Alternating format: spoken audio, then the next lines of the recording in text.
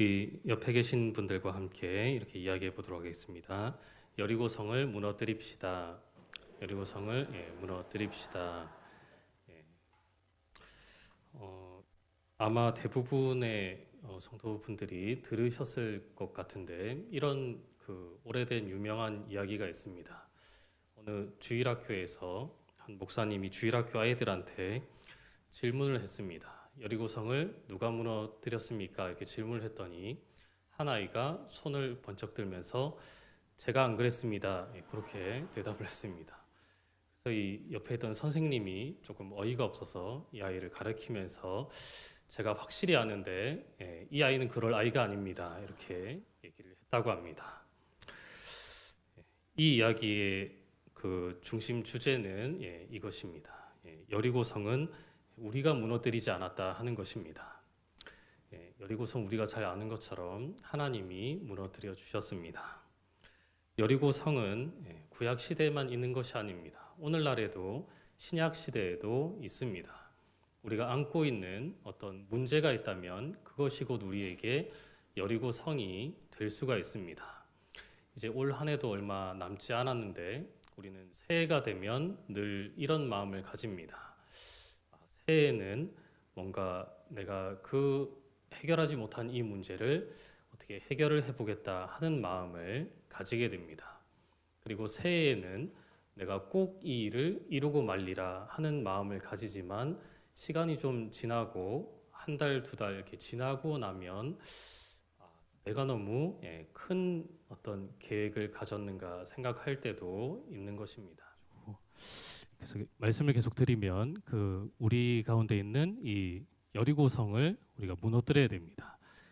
내가 새해가 되면 꼭 내가 이걸 없애야겠다 생각한 그것들이 있는데 하지 못한 것, 이제 올해 얼마 남지 않았는데 꼭 내년에는 이 기도 제목을 붙들고 내가 이 기도 제목을 꼭 이루리라 하는 것들이 있다면 이루는 여러분들이 되시기를 바랍니다. 여리고성이 무너뜨린 이유가 무엇일까요? 성경에 나온 바와 같이 하나님이 함께 하셨기 때문입니다. 오늘 본문이 그것을 증거하고 있고 우리는 또 오전에도 그러한 말씀을 들었습니다. 오전에 목사님의 말씀을 통해서 우리가 기대를 해야 되는데 우리 힘으로 할 수 없는 게 있는데 그것을 하나님이 하시기 때문에 하나님의 역사하심을 기대해야 한다 하는 말씀을 들었습니다. 우리 또한 이 여리고성이 내 기도 제목이 당장 이루어지지 않더라도 내가 기도하고 하나님께 나아가면 하나님이 이를 이루어 주실 것이다 하는 기대를 가져야 하는 것입니다. 오늘 본문의 1절에 보면 이렇게 기록되어 있습니다. 우리 1절 말씀 한번 같이 읽어보겠습니다. 1절입니다. 시작. 이스라엘 자손들로 말미암아 여리고는 굳게 닫혔고 출입하는 자가 없더라. 아멘. 이스라엘 자손들로 말미암아, 그래서 이스라엘 자손들의 얘기를 여리고성 사람들이 이미 들었습니다. 이 이스라엘 백성들이 큰 어떤 기적을 일으키고 애굽에서 나와서 이제 이 가나안 땅에 도착했다 하는 정보를 들었습니다. 그래서 문을 굳게 닫고 출입하는 자가 없었습니다. 왔다 갔다 왕래하는 자도 없었고, 보통 영화에 보면 이제 뭐 속여서 다른 나라 사람인 것처럼 하면서 이제 잠입하는 그러한 사람들도 있는데 그렇게조차 하지 못했다는 것입니다. 그만큼 굳게 닫혔고 이 여리고성은 난공불락의 요새로 알려져 있습니다. 발굴하는 고고학자들에 따르면 성벽이 이중으로 이렇게 돼 있다고 합니다. 그래서 보통은 우리가 영화 같은 데 보면 이제 성벽이 있으면 어떻게 부숩니까? 큰 두드리는 큰 나무 같은 걸로 성문을 이렇게 활을 맞아가면서 때려서 열거나 그렇게 해서 이제 들어가거나 아니면 성벽을 이렇게 줄 같은 걸로 걸어서 그렇게 올라가서 굉장히 좀 유능한 한 명이 들어가서 성문을 열면 그때 이제 쏟아져서 안으로 들어가거나 이렇게 해야 되는데 이 여리고성은 성벽이 두 개로 있었기 때문에 하나 힘들게 성벽을 이렇게 건넌다고 해도 또 거기에 이제 군사들이 깔려 있고 진짜 중심부는 또 이렇게 성벽이 있었기 때문에 더 이제 침투가 어려웠다고 하는 이야기를 들었습니다. 그리고 이 이스라엘 백성들이 넘지 못할 만한 이유들이 참 많이 있었습니다. 예를 들면 그들이 평소에는 이제 다투기도 하고 원망도 했지만 그래도 가장 중심이었던 이 모세가 이전에 이미 세상을 떠났습니다. 그들과 함께하지 않았고, 그리고 이제 이 이스라엘 백성들을 끌고 나가는 여호수아는 전쟁은 그 전에 이제 자기가 인도를 하기도 했으나 실제 이 이스라엘 백성들의 총 책임자가 되는 건 처음이었기 때문에 이제 처음 전투였기 때문에 이스라엘 백성들도 아마 불안한 마음이 있었을 수 있습니다. 근데 하나님께서는 이미 여호수아에게 말씀하셨습니다. 내가 너와 함께하니까 마음을 강하고 담대하게 먹으라, 그렇게 말씀을 하셨습니다. 오늘 2절에도 보시면 하나님이 먼저 여호수아에게 찾아와서 이렇게 말씀을 하십니다. 한번 2절 말씀 같이 읽어보겠습니다. 2절입니다. 시작. 여호와께서 여호수아에게 이르시되 보라, 내가 여리고와 그 왕과 용사들을 내 손에 넘겨 주었으니. 아멘. 아직 전쟁은 사실 시작도 안 했습니다. 시작도 안 했는데 이미 하나님이 여호수아에게 그렇게 말씀을 하셨습니다. 이 전쟁은 이미 너가 이긴 거다라고 말씀을 하셨습니다. 이미 내 손에 넘겨주었다, 그렇게 말씀을 하셨습니다. 그 이유는 내가 너와 너희들과 함께이기 때문이다, 그렇게 그 뜻으로 말씀하신 것입니다. 전쟁에서 중요한 것이 고대 사회에서는 지금도 그렇지만 무기입니다. 어떤 좋은 칼을 들고 있고 어떤 좋은 활을 가지고 있느냐 하는 것이 전쟁의 승패를 좌우하는 데 굉장히 큰 요소가 됩니다. 그리고 또 한 가지 있다면 그 장수입니다. 이 지도하는 인도자가 예를 들면 삼국지를 보더라도 이제 보통은 이제 처음 이제 전쟁을 하면 장수들끼리 싸웁니다. 그래서 이 장수가 이기면 부하들이 도망을 가기도 하고, 장수가 지면 그 부하들이 도망을 가고, 이기면 이제 기세가 올라서 전쟁도 쉽게 이기는 그러한 장면들을 많이 볼 수가 있습니다. 근데 하나님은 이미 내가 너희들과 함께 하기 때문에 이 전쟁은 하나마나 너희가 이긴 것이다, 그렇게 말씀을 하신 것입니다. 우리가 이런 마음을 가질 때도 있습니다. 그래도 내 조건과 어떤 내 환경을 보면 절대로 이 성을 점령하지 못할 것이다 하는 마음을 가질 때가 있습니다. 그런데 예를 들면 개미가 이 신흥교회를 오르려고 합니다. 그래서 이제 벽을 타고 이렇게 올라가는데 개미 입장에서 보면 굉장히 높죠. 굉장히 높고 가다가 뭐 바람이 세게 불거나 뭐 비가 내리거나 그러면 이제 개미가 가다가 떨어질 수도 있습니다. 그렇게 이제 좀 인간의 입장에서 보면은 좀 약한 것이 이제 개미인데, 어떤 면에서 보면. 근데 쉽게 올라가는 방법이 있습니다. 뭐가 있을까요? 사람이 데리고 가면 됩니다. 되게 쉽죠. 개미가 그렇게 뭐 예를 들면 산을 올라가든 어디를 올라가든 아파트를 올라가든 자기 힘으로는 도저히 안 되는데, 사람이 얘를 딱 손바닥 위에 올려놓고 그냥 엘리베이터 타면 뭐 한 5초 걸리나요?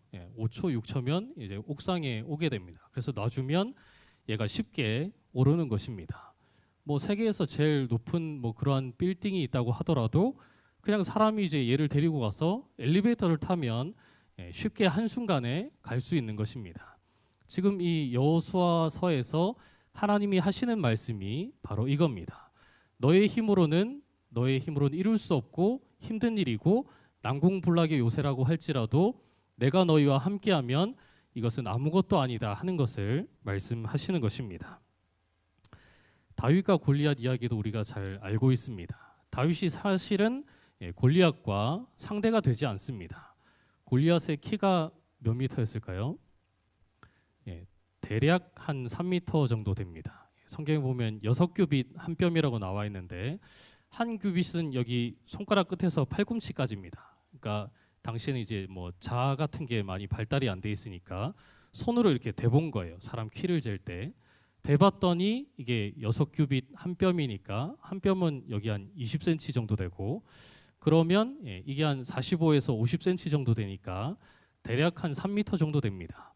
그렇게 큰 키의 장수와 이제 실제 이거는 뭐 그냥 패싸움도 아니고 실제 전투인데, 그런 전쟁에서 그 유능하고 경험 많고 이렇게 힘도 센 장수가 있고, 반대로 다윗은 이때 아직 군인도 아니었습니다. 양을 치고 있다가 아버지가 뭐 형들한테 도시락 좀 줘봐라 해서 도시락을 들고 이렇게 그러니까 뭐 우리로 치면 중고등학생 정도 됐을 나이였을 수도 있고 형들한테 도시락을 주러 갔는데 이 골리앗이 이 이스라엘 백성들을 욕하는 거를 들은 거예요. 그거를 듣고 어떻게 이방인이 하나님의 백성들을 모욕할 수가 있느냐 하면서 전쟁에 나가겠다고 했습니다.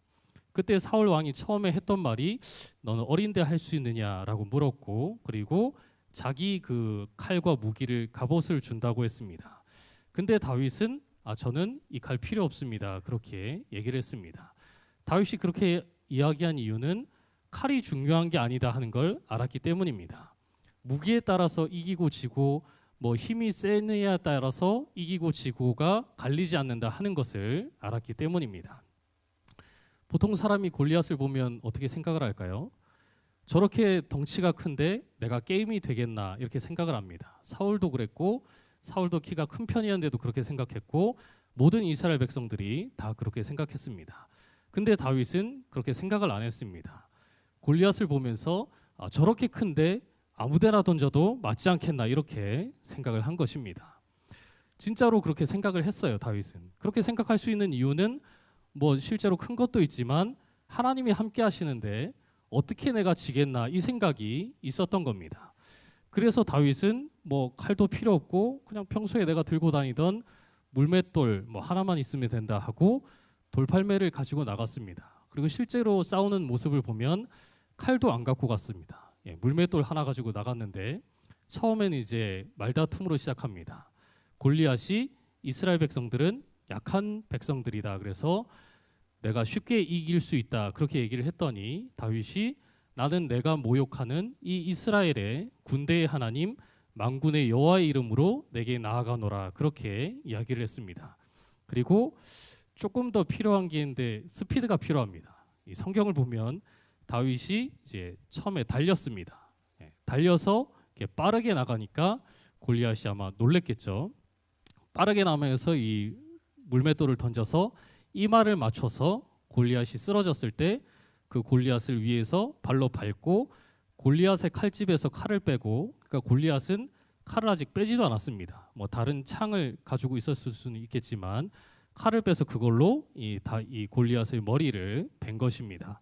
그걸 보고 이스라엘 백성들이 다 와 하면서 나가서 이제 전쟁을 이긴 건데 다윗이 이렇게 있었던 이유는 뭐 사실 스피드도 좀 필요했겠지만 이 달리기가 중요한 게 아니고 물맷돌도 분명히 뭐 평소에도 잘 맞췄겠지만 그걸 잘 맞춘 게 중요한 게 아니고 하나님이 함께 하셨기 때문입니다.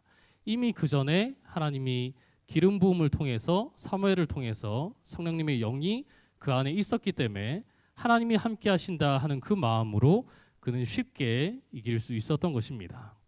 인간적인 관점에서 보면 사실 다윗은 특별한 사람이 아닙니다. 왕의 후보들을 세울 때에도 그냥 뭐 아버지가 뭐 얘는 부를 필요 없다 할 정도로 그렇게 뭐 집안에서도 인정받는 존재가 아니었는데 다윗이 그런 큰 역사를 이룬 것은 하나님이 함께 하셨기 때문입니다. 오늘 본문에도 보면 이 사실이 계속해서 강조되고 있습니다. 우리 오늘 본문에 3절 한번 같이 읽어보겠습니다. 3절 말씀입니다. 시작. 너희 모든 군사는 그 성을 둘러 성 주위를 매일 한 번씩 돌되 엿새 동안을 그리하라. 아멘. 여기를 보면 하나님이 하신 전략은 한 가지입니다. 성 주위를 그냥 돌라는 것입니다. 7일 동안 이렇게 6일 동안은 하루에 한 번씩 이렇게 돌고 마지막 7번째 되는 날은 7바퀴를 돌아라 하는 것입니다. 이렇게 성을 돌기만 했는데 그들은 이긴 것입니다. 성을 도는 의미가 있습니다. 이 성을 도는 이유는 이 이스라엘 백성들에게도 그렇고 이방인들에게도 그렇고 보여주는 겁니다. 뭘 보여주냐면 우리가 뭐 칼로 승부하지 않겠다 하는 것도 보여주는 것이고 우리는 너희처럼 이 세상의 무기를 갖고 전쟁에 나가는 것이 아니다 하는 것도 보여주는 것입니다. 그리고 이제 7이 계속 반복이 됩니다. 7바퀴를 돌았고 7일 동안 돌았고 7째 날은 7바퀴를 돌았고 그리고 처음에 보면 이제 군사들이 앞뒤에 호위를 하고 그 중간에 이제 제사장들이 7명이 7 양각 나팔을 잡고 불었더라 하는 기록이 있습니다. 그리고 이제 그 뒤에 언약궤가 가장 중심에 따라오는 것입니다. 7이 반복되는 이유는 그것도 또한 보여주는 겁니다. 7이 완전수죠. 그리고 하나님을 상징하는 숫자이기 때문에 이 7을 계속 반복해서 보여주면서 이스라엘 백성들에게도 깨달음을 주고 그리고 이방인들에게도 보여주는 것입니다. 하나님의 역사가 이렇다 하는 것을 보여주는 것입니다. 나팔을 부는 이유는 이 왕의 행차를 알리는 것입니다. 나팔을 불어서 이 왕이 오신다 하는 것을 보여주는 겁니다. 하나님이 직접 임하신다 하는 것을 보여주는 것입니다. 언약궤가 바로 하나님의 임재를 상징하는 것입니다. 오늘 본문 말씀의 8절 9절 말씀을 한번 같이 읽어보겠습니다. 8절에서 9절입니다. 시작.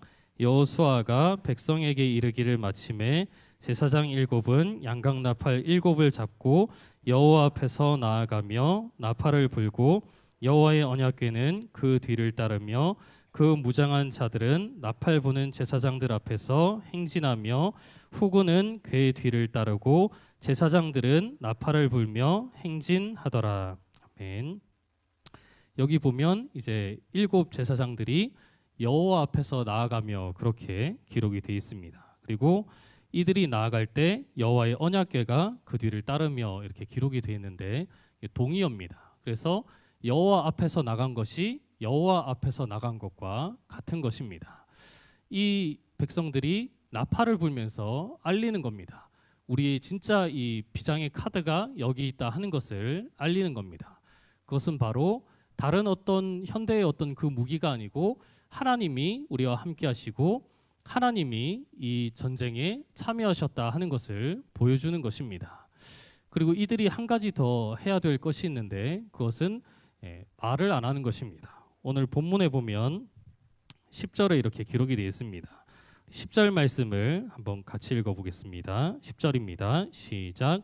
여호수아가 백성에게 명령하여 이르되 너희는 외치지 말며 너희 음성을 들리게 하지 말며 너희 입에서 아무 말도 내지 말라.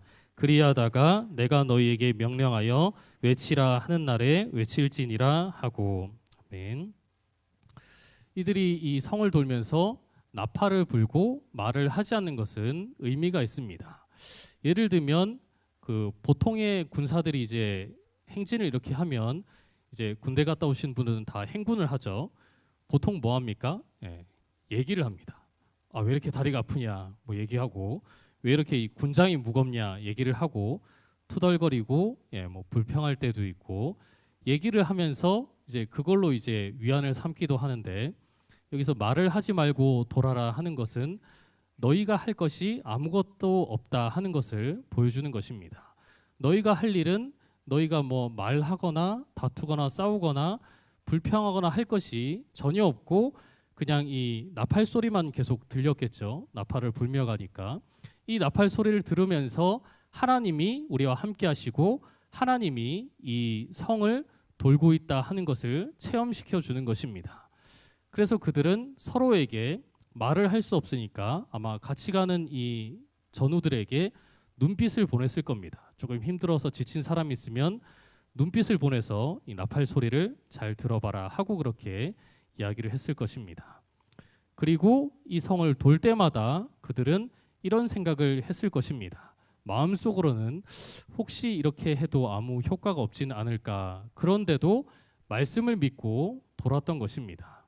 세상의 무기나 어떤 그들의 힘이 아니고 하나님이 이런 방법을 주셨기 때문에 하나님의 방법으로 이겨보자 하는 마음이 있었던 것입니다. 여호수아 6장 20절에 보면 이런 기록이 있습니다. 6장 20절 말씀을 한번 같이 읽어보겠습니다. 6장 20절입니다. 시작. 이에 백성은 외치고 제사장들은 나팔을 불매 백성이 나팔 소리를 들을 때에 크게 소리질러 외치니 성벽이 무너져 내린지라. 백성이 각기 앞으로 나아가 그 성에 들어가서 그 성을 점령하고. 아멘. 이들이 한 것은 그냥 아무 말도 없이 이 성을 돌다가 이 나팔을 길게 불 때에 여호수아가 사인을 주니까 외친 것밖에 없습니다. 실제로 사람이 외친다고 해서 뭐 유리창 작은 거는 뭐 깨질 수가 있을 수는 있지만 이런 큰 건물이 이렇게 무너지지는 않습니다. 부실공사가 아닌 이상은. 그런데도 이 난공 불락의 요새로 불리던 여리고성이 손 한 번 대지 않았는데 무너진 것은 하나님이 함께 하시기 때문입니다. 하나님의 말씀에 온전히 순종할 때 그러한 큰 기적이 일어났던 것입니다. 오늘 우리들에게도 여러분들에게도 여러 가지 내 힘으로 해결할 수 없는 것들이 있습니다. 10년, 20년 기도했는데 전혀 이루어지지 않는 그러한 일들도 있을 것입니다. 그러나 이 일을 가지고 내 힘으로 해결할 것이 아니라 하나님이 해결해 주시옵소서 하고 기도하면 하나님이 응답해 주시고 하나님이 가장 좋은 것으로 주실 줄을 믿습니다. 그 믿음으로 나아갔으면 좋겠습니다. 여리고 성과 같이 어렵고 힘든 일이 있을지라도 이것을 내 힘으로 해결해야겠다 하는 것이 아니고 하나님이 함께 하심으로 하나님이 주시는 힘으로 해결해야겠다 하는 마음이 있어야 하는 것입니다. 마태복음 1장 23절에 보니까 이렇게 기록되어 있습니다. 마태복음 1장 23절 말씀 한번 같이 읽어보겠습니다. 시작. 보라, 처녀가 잉태하여 아들을 낳을 것이요 그의 이름은 임마누엘이라 하리라 하셨으니 이를 번역한즉 하나님이 우리와 함께 계시다 함이라. 아멘. 예수님의 또 다른 이름은 임마누엘입니다. 이 임마누엘이라고 하는 뜻은 우리 오전에도 말씀을 받았지만 하나님이 우리와 함께 계시다 하는 것입니다. 하나님이 우리와 함께 계시는 가장 큰 증거가 예수님의 탄생입니다. 하나님이 여러 선지자를 통해서 말씀하시고 성경에 이런 전쟁의 기록들을 많이 승리의 기록을 보여주셨는데 그 중에서도 가장 크게 우리와 함께 계시다 하는 이 확실한 증거가 예수님이 이 땅에서 탄생하신 것입니다. 하나님이 이 온 세상의 주인이신 하나님이 이 낮고 낮은 땅 위에 그의 아들을 우리에게 보내주신 것은 성육신 하여서 사람의 몸을 입고 이 땅에 오신 것은 우리와 함께 계시다 하는 것을 보여주신 것입니다. 이 땅에 함께 살고 그리고 함께 고난받고 인간이 당하는 모든 어려움을 다 겪으시고 가장 어려운 십자가를 지신 것은 하나님이 너와 함께 있고 하나님이 지금도 우리를 사랑하고 계신다 하는 가장 확실한 증거인 것입니다. 우리 옆에 분들에게 이렇게 한번 이야기해 보았으면 좋겠습니다. 하나님이 지금도 살아계셔서 우리와 함께 하십니다. 하나님이 지금도 살아계셔서 우리와 함께 하십니다. 이 믿음으로 승리하는 저희 여러분이 되시기를 주님의 이름으로 축복합니다.